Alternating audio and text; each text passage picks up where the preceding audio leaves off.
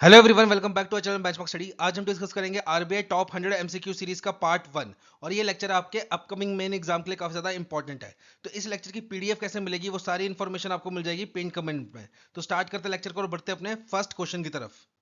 सबसे पहला क्वेश्चन है हमारा बेस्ड ऑन यूसीबी। यूसीबी क्या होता है? हमारा अर्बन कोऑपरेटिव बैंक। तो यहाँ पे देखो दिया गया है कि एक अर्बन कोऑपरेटिव बैंक है जिसकी टीयर 1 कैपिटल कितनी है, 420 करोड़ रुपीस की।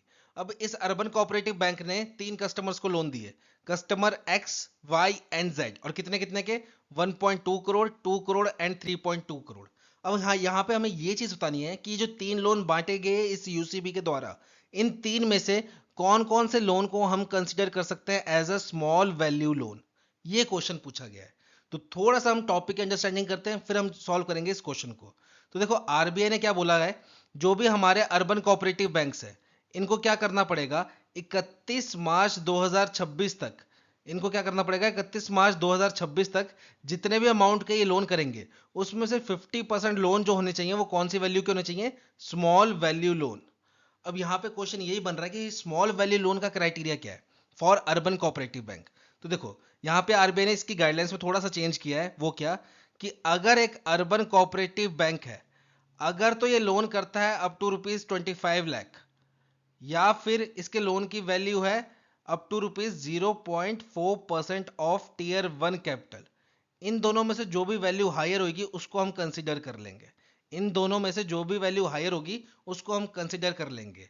तो अगर उसका लोन यूसीबी का इन वैल्यूज के अंडर है तो उसको हम क्या बोलेंगे, एक स्मॉल वैल्यू लोन। मतलब सपोज एक अर्बन कोऑपरेटिव बैंक है जिसकी टीयर 1 कैपिटल काफी ज्यादा कम है, जिसकी टीयर 1 कैपिटल जो है वो काफी ज्यादा कम है। तो सपोज उस अर्बन कोऑपरेटिव बैंक की टीयर 1 कैपिटल का 0.4% आता है 10 लाख रुपीज।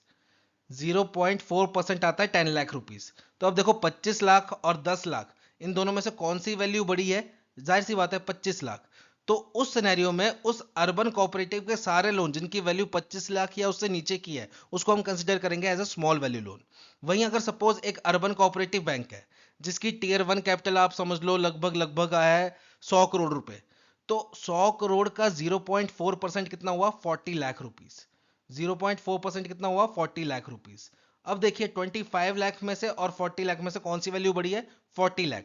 तो उस अर्बन कोऑपरेटिव बैंक के सारे लोन जिनकी वैल्यू 40 लाख या 40 लाख से नीचे की है उन सभी लोन्स को हम क्या कंसिडर करेंगे, स्मॉल वैल्यू लोन। ठीक है, तो ये क्राइटेरिया है यहाँ पे। तो अब आते हैं हम अपने क्वेश्चन की तरफ। हमारे क्वेश्चन में टीयर 1 कैपिटल कितनी है अर्बन कोऑपरेटिव बैंक की, 420 करोड़ रुपीस। इसका 0.4% कितना होगा आपका, इसका 0.4% हो जाएगा आपका 1.68 करोड़। तो मतलब 1.68 करोड़ से जितने भी नीचे के लोन होंगे वो सारे क्या होंगे, आपके स्मॉल वैल्यू लोन। और वही 1.68 करोड़ से जितने भी ऊपर के लोन होंगे वो क्या होंगे, आपके लार्ज वैल्यू लोन। ठीक है, तो यहां पे 1.68 करोड़ से नीचे का लोन कौन सा है, सिर्फ एक, जो बोरोवर एक्स को दिया गया है। तो यहां पे राइट आंसर क्या होगा हमारा, option number C. Only X का जो लोन है वो कंसिडर किया जाएगा as a small value loan. Y और जेड का लोन कंसिडर नहीं किया जाएगा as a small value loan. क्यों, क्योंकि ये क्राइटेरिया के ऊपर जा रहा है। क्राइटेरिया क्या था, 0.4% ऑफ टीयर 1 कैपिटल। ठीक है, अब यहां पे एक एक क्रक्स और है, ठीक है, एक कैच और है। वो क्या है, सपोज एक अर्बन कोऑपरेटिव बैंक है, एक अर्बन कोऑपरेटिव बैंक है जिसकी टीयर 1 कैपिटल है हमारी समझ लो 1000 करोड़। 1000 करोड़। तो इस सिनेरियो में 0.4% कितना होगा आपका, 4 करोड़। तो क्या ये अर्बन कोऑपरेटिव बैंक 4 करोड़ तक के लोन दे रहा है, उसको हम कंसीडर कर लेंगे एज स्मॉल वैल्यू लोन? नहीं। यहां पे आरबीआई ने कैप लगाई है। आरबीआई ने कैप क्या लगाई है, कि मैक्सिमम पर बोरोवर, पर बोरोवर आप कितना लोन दे सकते हो स्मॉल वैल्यू लोन, 3 करोड़ का। अब ये चीज समझना, ये क्या कंसेप्ट है। सपोज हमारे पास देखो क्राइटेरिया क्या है, 0.4% of tier 1 capital. 0.4% of tier 1 capital. अब किसी की टीयर 1 कैपिटल काफी ज्यादा है, उसका 0.4% समझ लो 10 करोड़ आया, तो क्या हम 10 करोड़ के लोन को स्मॉल वैल्यू लोन मानेंगे? नहीं। आरबीआई ने कहा है पर बोरोवर मैक्सिमम लोन कितना हो सकता है, 3 करोड़ का लोन हो सकता है, जिसको हम बोल सकेंगे स्मॉल वैल्यू लोन। अगर आपका 0.4% ऑफ टीयर 1 कैपिटल 3 करोड़ से ज्यादा आ रहा है तो हमें उससे कोई मतलब नहीं है, फिर हमारी मैक्सिमम लिमिट कितने की होगी, 3 करोड़ की। ठीक है, तो यहां पे क्या है देखो, 25 लाख और 0.4% ऑफ टीयर 1 कैपिटल, इन दोनों में से जो भी वैल्यू हायर होगी उसको हम कंसीडर करेंगे। पर 0.4% ऑफ टीयर 1 कैपिटल का मैक्सिमम पॉइंट कितना है? 3 करोड़। ये चीज याद रखना। और पहले क्राइटेरिया क्या था? 25 लाख और 0.2% ऑफ टीयर 1 कैपिटल, और मैक्सिमम लिमिट कितनी थी यहां पे? 1 करोड़ की। अब यहां पे 0.2 से बढ़ा के कितना कर दिया? 0.4, एंड 1 करोड़ से बढ़ा के कितना कर दिया? 3 करोड़। ठीक है, बढ़ते हैं नेक्स्ट क्वेश्चन की तरफ। नेक्स्ट क्वेश्चन है हमारा based on risk weighted assets. अब देखो ये जो मैंने सारे क्वेश्चन बनाए ना, ये हमने सब कुछ डिस्कस कर रखा है आरबीआई सर्कुलर्स में। तो अगर आपको थोड़ी सी भी दिक्कत आ रही है इनको सॉल्व करने में, तो एक बार आप आरबीआई सर्कुलर्स को ब्रीफ में जाके देख लीजिएगा। वहां पे हमने पूरा डिस्कशन किया है। यहाँ पे मैं जल्दी जल्दी करवा रहा हूं ताकि लेक्चर ज्यादा लंबा ना हो, और ये हमने पहले भी डिस्कस कर रखा है तो दोबारा डिस्कस करने का मतलब नहीं है। तो मैं शॉर्टकट में बता रहा हूं ताकि जिन्होंने थोड़ा बहुत पहले पढ़ा है उनको आराम से ये क्वेश्चन सॉल्व कर पाए। तो यहाँ पे क्वेश्चन क्या है कि हमें निकालना है रिस्क वेट एसेट। किसका? एक बैंक का। कौन सा बैंक? जिसने दो टाइप के लोन दे रखे हैं। एक 200 करोड़ का लोन दे रखा है टू माइक्रो फाइनेंस इंस्टीट्यूशन, जो कि आगे क्या प्रोवाइड करते हैं? Micro finance loan. जो institution micro finance loan provide करते हैं उनको हम क्या बोलते हैं? Micro finance institution. ठीक है, और इस बैंक ने दूसरा लोन दे रखा है कितने का? 150 करोड़ का, 150 करोड़ का, for personal consumption loan. Personal consumption loan में क्या आ जाता है आपका? जैसे पर्सनल लोन आ गया आपका, ये हो गया। फिर आपका क्रेडिट कार्ड का लोन हो गया। क्रेडिट कार्ड से जो आप शॉपिंग करते हो वो भी एक तरीके का लोन ही होता है। ठीक है, तो वो भी किस में आता है? आपका कंजप्शन लोन में। ये बेसिकली क्या होते हैं? आपके नॉन कोलेटरलाइज्ड लोन होते हैं। इसमें आपको कोई चीज गिरवी नहीं रखनी पड़ती और आपको लोन मिल जाता है, इसलिए इसको क्या बोला जाता है? आपका नॉन कोलेटरलाइज्ड लोन। और ये जब बैंक अगर पर्सनल कंजप्शन के लिए लोन दे रहा है या किसी माइक्रो फाइनेंस इंस्टीट्यूशन के लिए लोन दे रहा है, तो हमेशा उसमें एक ना एक रिस्क रहता है। तो हमें बस वही कैलकुलेट करना है। यहाँ पे क्या कैलकुलेट करना है? रिस्क वेटेड एसेट, जिसका फॉर्मूला क्या होता है? Risk weight into asset. अब देखो एसेट हमारे पास दो हैं, एक 200 करोड़ की, एक 150 करोड़ की। तो एसेट तो हमें पता है, रिस्क वेट पता चल जाए तो हमारा RWA निकल जाएगा। तो देखो यहाँ पे RWA कैसे निकलेगा? RW1 इंटू 200 करोड़, एसेट 1 जो है हमारी। फिर RW2 इंटू एसेट 2, एसेट 2 कितनी है? 150 करोड़। बस अब हमारी समस्या क्या बची है? RW1 की वैल्यू, RW2 की वैल्यू। अब ये आरबीआई ने रिसेंटली अनाउंस किया था, इसमें थोड़े से चेंजेस लाए थे। वो क्या था कि अगर बैंक किसी एनबीएफसी को लोन दे रहा है या माइक्रो फाइनेंशियल इंस्टीट्यूशन को लोन दे रहा है जो कि आगे माइक्रो फाइनेंस लोन प्रोवाइड करते हैं, तो उस सिनेरियो में हम रिस्क वेट कितने का रखेंगे? पहले होता था 100% का, अब इसको घटा के कितना कर दिया? 75%। वहीं अगर बैंक लोन दे रहा है पर्सनल कंजप्शन के लिए, पर्सनल कंजप्शन लोन, तो इसमें पहले रिस्क वेट होता था आपका 125% का। अब ये कितने का हो गया है? 100%। तो लो हमारे पास RW1 की वैल्यू भी आ गई, RW2 की भी वैल्यू आ गई। तो हमारा RWA कितना आ जाएगा? RWA आ जाएगा हमारा 75% into 200 crore plus 100% into 150 crore. बस अब आप देखो मेंस दे रहे हो, इतना मैथ आपको आता ही होगा। तो ये वैल्यू कितनी हो जाएगी? 75 कितना होता है आपका? 3/4। तो ये आ गया आपकी 150 करोड़, और ये कितना आ गया? 100% ऑफ 150 करोड़ यानी कि 150 करोड़। तो टोटल आंसर आ गया आपका 300 करोड़ का। ठीक है, तो राइट आंसर क्या आपका? Option number B, 300 crore. अब यहाँ पे एक चीज और याद रखना, माइक्रो फाइनेंस लोन किसको बोलते हैं हम? Micro finance loan, micro finance loan बोलते हैं वो लोन जो कि हम देते हैं ऐसी फैमिलीज को जिनकी एनुअल इनकम जो है वो कितनी होती है? Maximum less than equals to 3 lakh rupees. Family की annual income less than equals to 3 lakh rupees होती है। ऐसी फैमिलीज को जब हम लोन देते हैं तो उस लोन को क्या बोला जाता है? आपका माइक्रो फाइनेंस लोन। ठीक है, बढ़ते हैं नेक्स्ट क्वेश्चन की तरफ।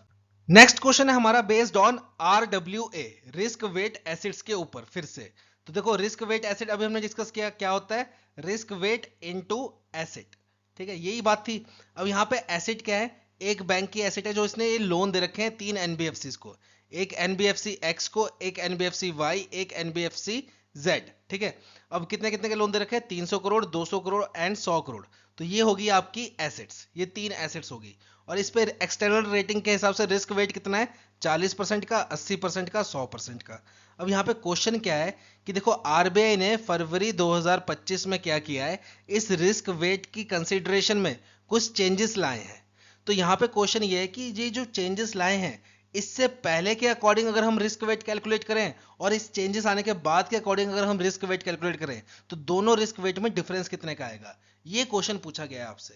तो यहाँ पे मैं आपको थोड़ा सा एग्जांपल से समझाता हूँ, फिर आप समझ जाओगे क्वेश्चन है क्या। देखो, एक बैंक है हमारा, समझ लो एसबीआई। एसबीआई ने एक एनबीएफसी को लोन देना है, दो एनबीएफसी को लोन देना है, समझ लो दो एनबीएफसी को लोन देना है। एक आपकी एनबीएफसी है जो आपकी स्टैब्लिश हुई है, समझ लो इन ईयर 2024 में, ठीक है, दिसंबर मंथ में स्टैब्लिश हुई है।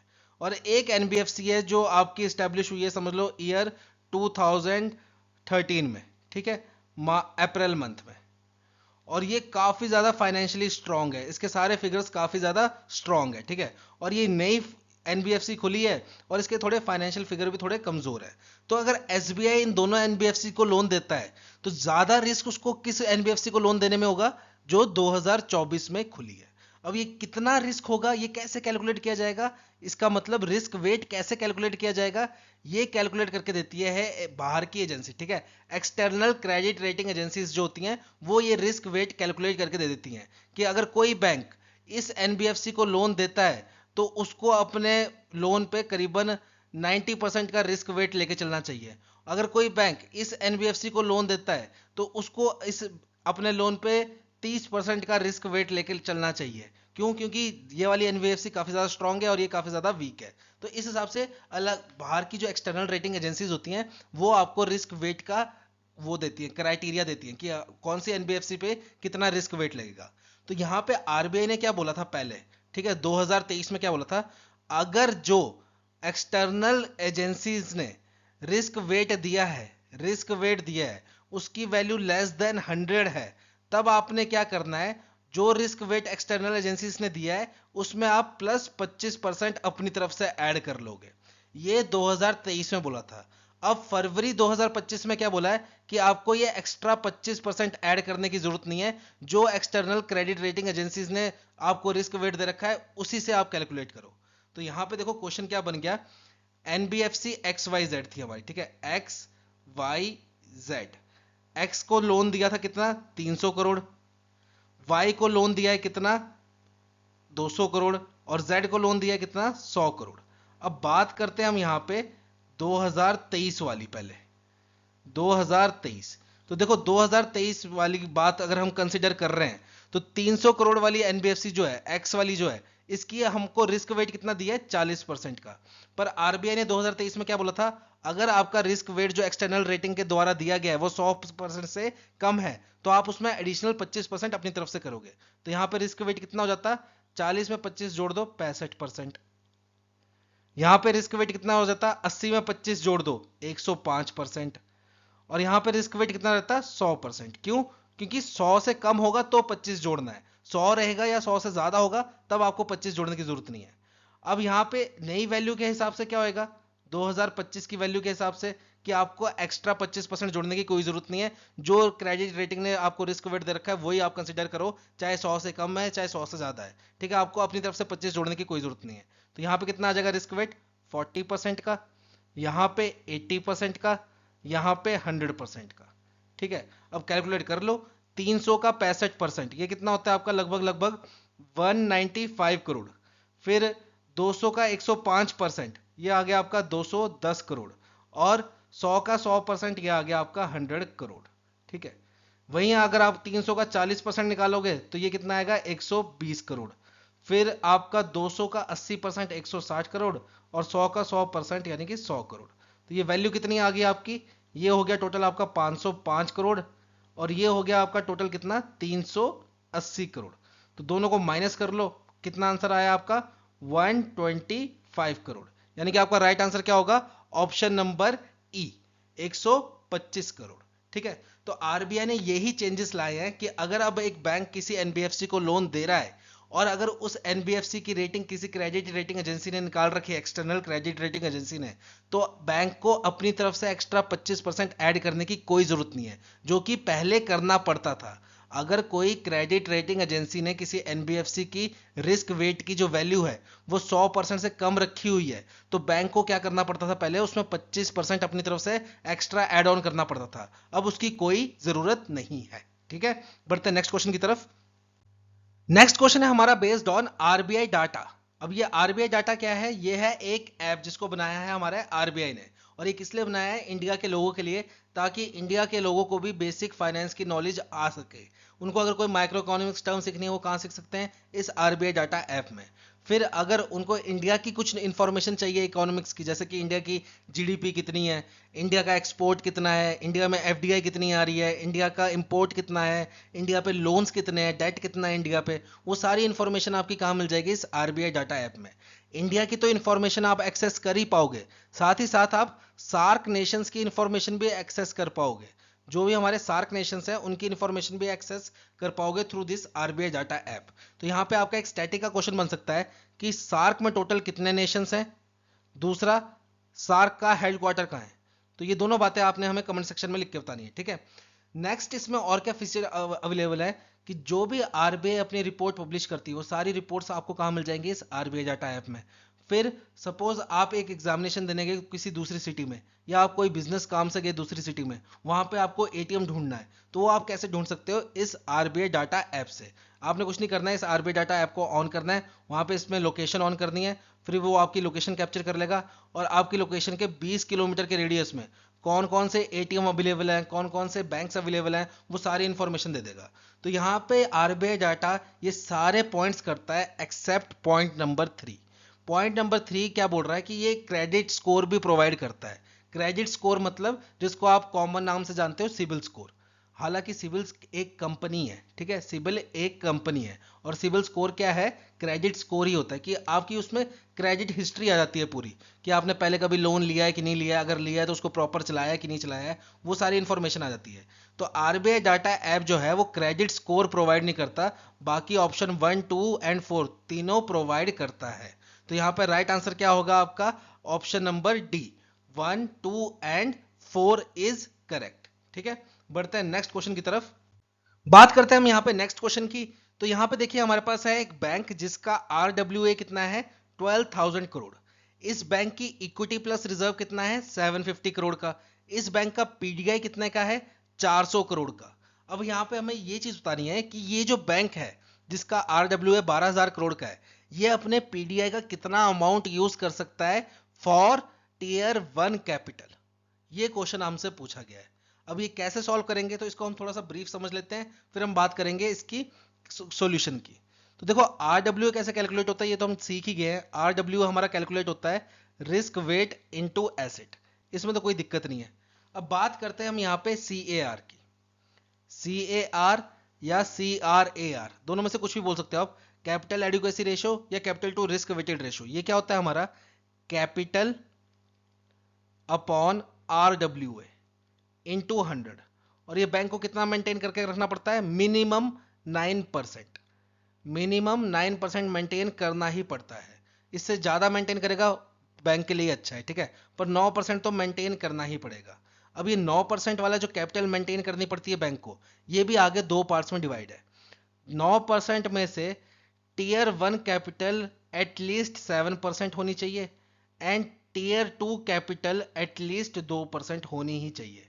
इससे ज्यादा होगी तब भी चलेगा, पर कम से कम 7% टीयर 1 कैपिटल होनी चाहिए एंड 2% टीयर 2 कैपिटल होनी चाहिए।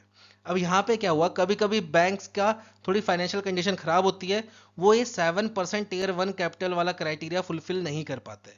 तो यहाँ पे आरबीआई ने क्या बोला है?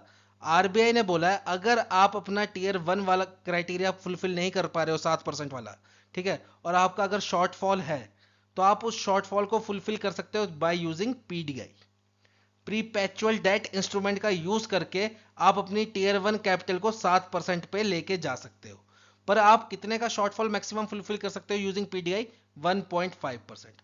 मतलब अगर आपकी टीयर 1 कैपिटल 5.5% पे आके रुक गई है, और ये जो 1.5% का शॉर्टफॉल है, तो ये शॉर्टफॉल आप कैसे फुलफिल कर सकते हो? बाय यूजिंग पीडीआई, ठीक है।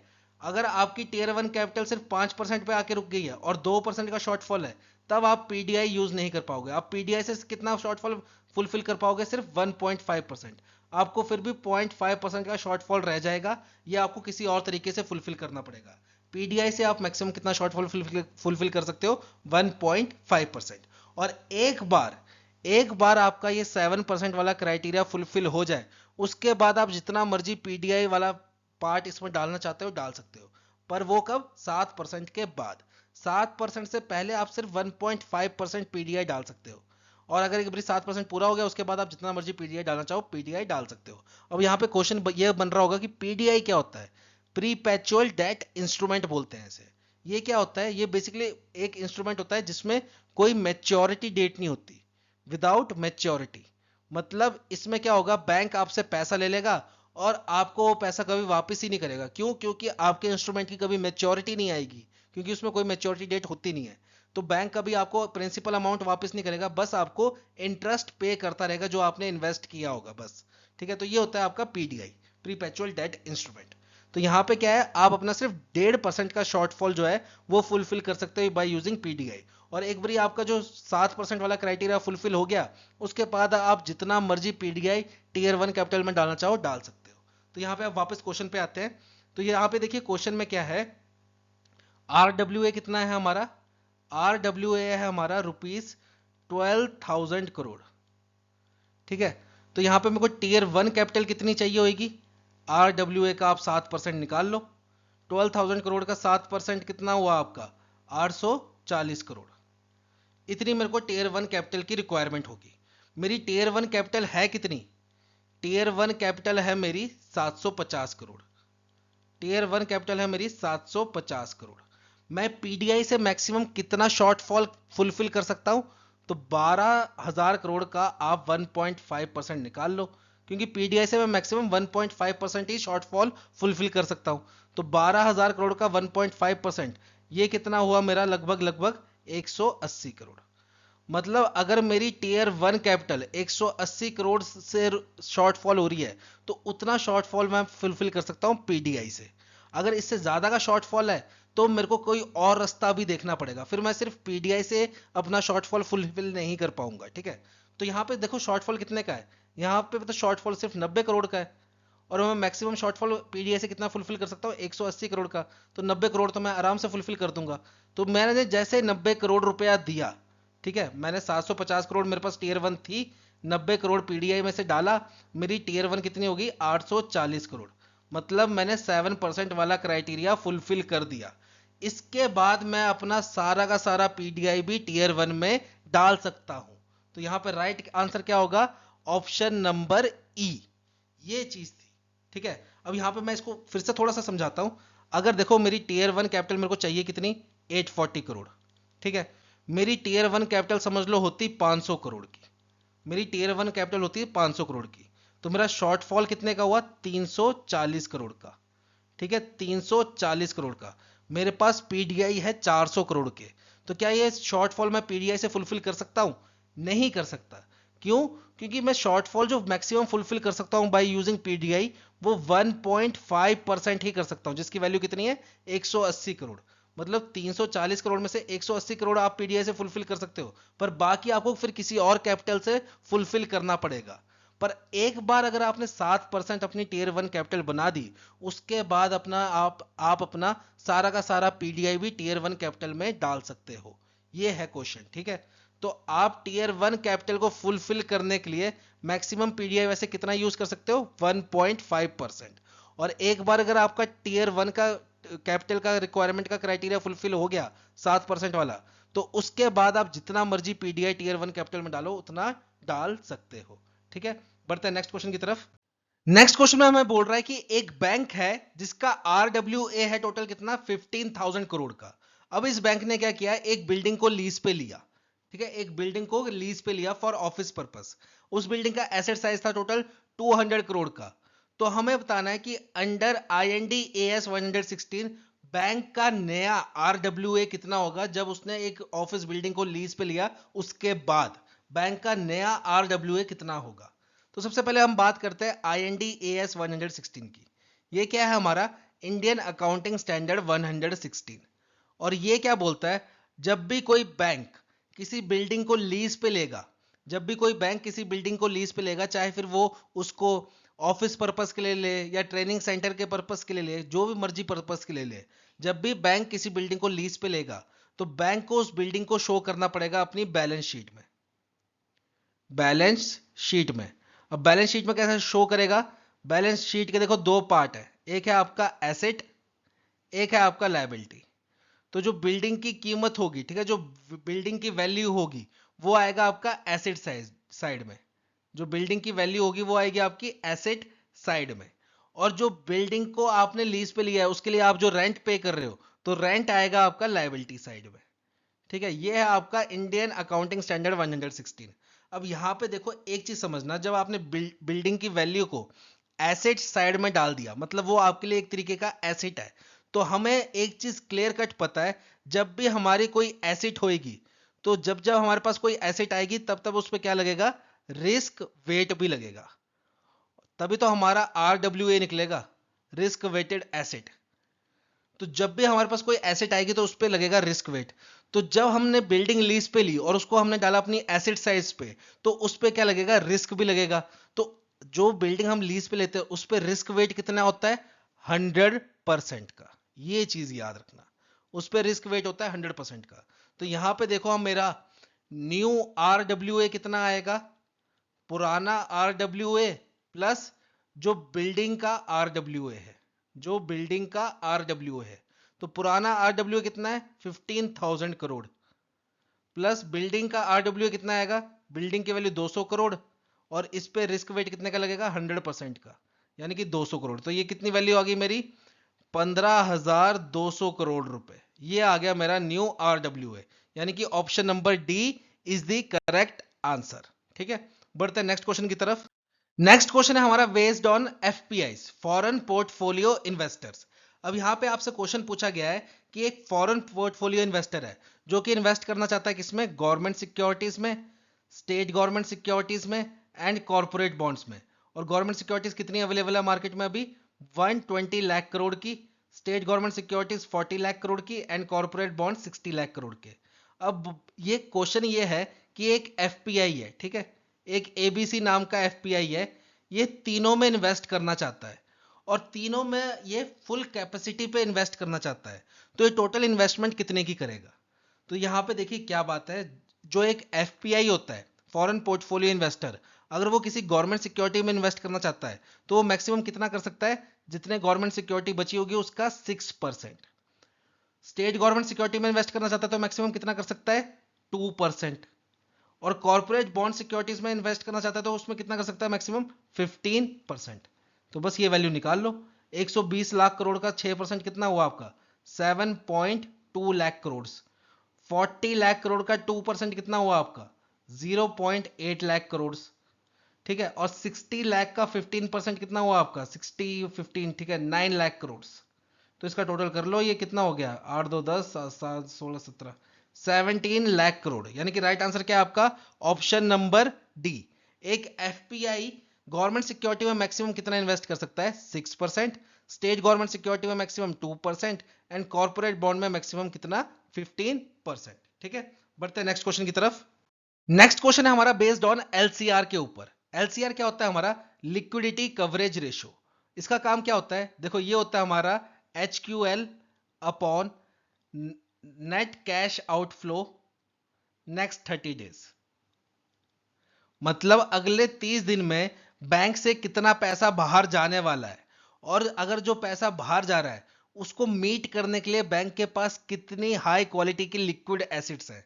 हाई क्वालिटी लिक्विड एसिड मतलब वो एसिड जो कि बहुत इजीली लिक्विड में कन्वर्ट हो जाती है। लिक्विड मतलब आपके करेंसी में कन्वर्ट हो जाती है, उसे बोलते हैं हम हाई क्वालिटी लिक्विड एसिड। और एलसीआर कितना होना चाहिए बैंक का? एटलीस्ट 100%। कि भाई आपके पास कस्टमर पैसे मांगने आए और आपके पास पैसे ही नहीं है देने को, तो वो क्या होता है? वो ड्रॉबैक होता है। तो इसलिए एलसीआर रेशो 100% होनी चाहिए कि कस्टमर आपके पास पैसा मांगना है, अपना पैसा, तो आपके पास उसको उसका पैसा लौटाने की कैपेबिलिटी होनी चाहिए। आपके पास उतनी लिक्विड एसिड होनी चाहिए कि कस्टमर अगर अपना पैसा निकालने आए तो आप उसको दे सको। तो ये होता है आपका एलसीआर। अब यहाँ पे एक चीज समझिएगा कि अगले 30 दिन में कितना पैसा बाहर जाएगा, ये कैसे कैलकुलेट होता है? ये कैलकुलेट होता है आपका रन ऑफ फैक्टर से। रन ऑफ फैक्टर, इसका मतलब क्या है?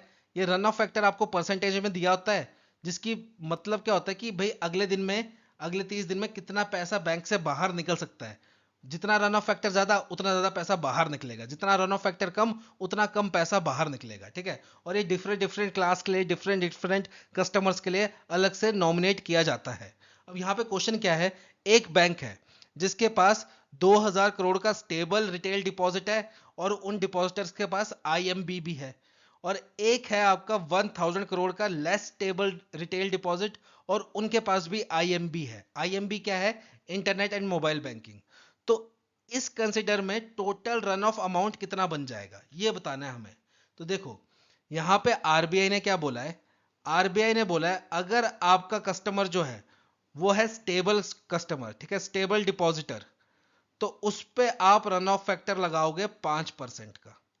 ठीक है, और वो अगर लेस स्टेबल बोल लो या फिर अनस्टेबल बोल लो, दोनों में से कुछ भी बोल लो, ठीक है, लेस स्टेबल है या अनस्टेबल है, तो उस पे आप रन ऑफ फैक्टर लगाओगे 10% का।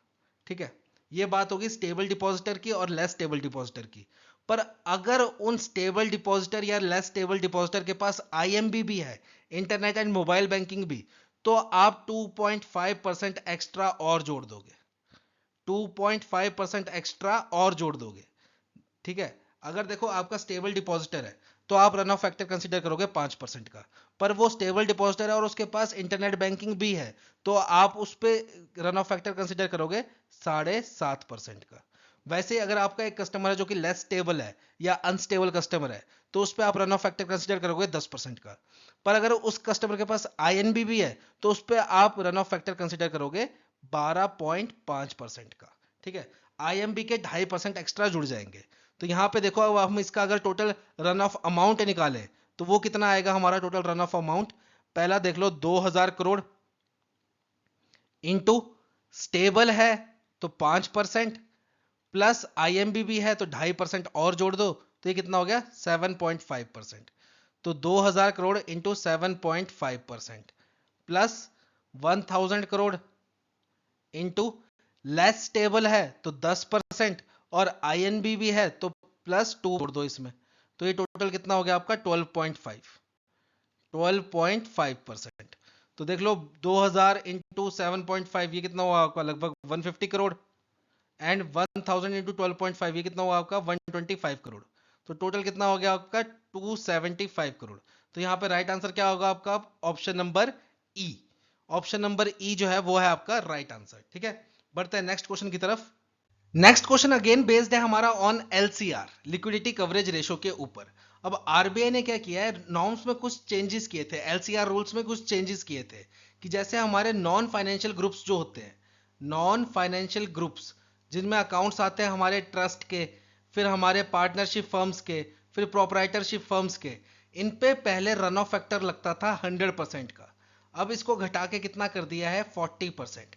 और यहाँ पे आरबीआई ने एक बात और बोली है, अगर कोई ट्रस्ट, कोई प्रोपराइटरशिप फर्म या पार्टनरशिप फर्म जो है हमारी, वो कंसिडर की जाती है as a small business customer, as a small business customer, तो उस पे जो रन ऑफ फैक्टर लगेगा वो कैसा लगेगा, जैसा हमारा रिटेल कस्टमर पे लगता था। रिटेल कस्टमर पे अभी जो हमने डिस्कस किया कि अगर ये स्मॉल बिजनेस कस्टमर जो है, अगर ये स्टेबल कैटेगरी में आ रहा है तो इस पे 5%, और अगर अनस्टेबल कैटेगरी में आ रहा है तो इस पे 10%, और अगर इसके पास आईएनबी है तो इस पे प्लस 2.5% एक्स्ट्रा कर दो। पर वो कब, अगर कोई ट्रस्ट स्मॉल बिजनेस कस्टमर के रूप में आइडेंटिफाई की जाती है तब, और अगर नहीं की जाती है तो उस पर 40% का। तो यहाँ पे क्वेश्चन दिया है कि एक बैंक ने 50 करोड़ का लोन दे रखा है किसको, रजिस्टर्ड पार्टनरशिप फर्म को, 30 करोड़ का चैरिटेबल ट्रस्ट को, एंड 20 करोड़ का एक स्मॉल प्रोपराइटरशिप फर्म को।